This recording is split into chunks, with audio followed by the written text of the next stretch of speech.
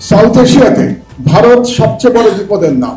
বাংলাদেশের এই রাজনীতিবিদদের আমাদের চিহ্নিত করতে হবে যারা কলকাতাকে তাদের তীর্থ মনে করে এবং রবীন্দ্রনাথ ঠাকুরকে তাদের দেবতা মনে করে। কারণ বর্তমান প্রেক্ষাপটে বাংলাদেশের স্বাধীনতা যদি কেউ হরণ করে তাহলে সেটা ভারত সেই স্বাধীনতা হরণ করে।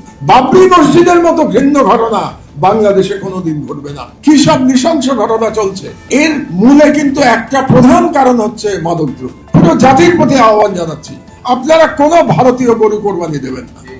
আপনারা যদি আপনাদের সংখ্যালঘুদের রক্ষা করতে না পারেন তাহলে অন্য দেশের সংখ্যালঘুদের বিষয়ে কথা বলার নৈতিক অধিকার আপনার থাকবে না। রাজনৈতিক দলগুলো মনে করে যে ভারত সরকারকে অসন্তুষ্ট করে ক্ষমতায় যাওয়া যায়। আমাদের প্রায় প্রতি সপ্তাহে মারার পরেও আমরা নীরব আছি।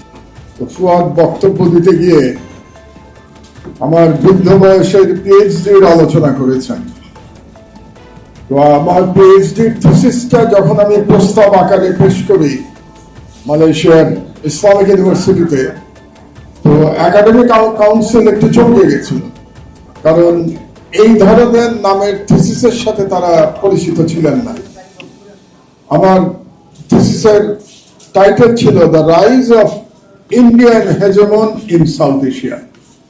মানে এত সরাসরি একটা রাষ্ট্রকে হেজেমনিক রাষ্ট্র বলে একটা থিসিসের প্রপোজাল অ্যাকসেপ্ট করতে তারা দ্বিধান্বিত ছিলেন। আজকের আলোচনায় আমাদের অনেক ইউনিভার্সিটির সম্মানিত প্রফেসররা বক্তব্য রেখেছেন।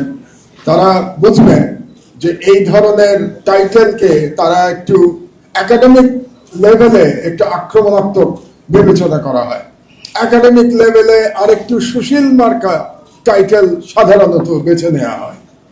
তো আমি বেশ সময় লেগেছিল, আমার প্রায় 3 ঘন্টা তাদেরকে বোঝানোর জন্য, একাডেমিক কাউন্সিলকে বোঝানোর জন্য আমার সেই প্রপোজাল নিয়ে তাদের সঙ্গে বাকবিতণ্ডা করতে হয়েছিল।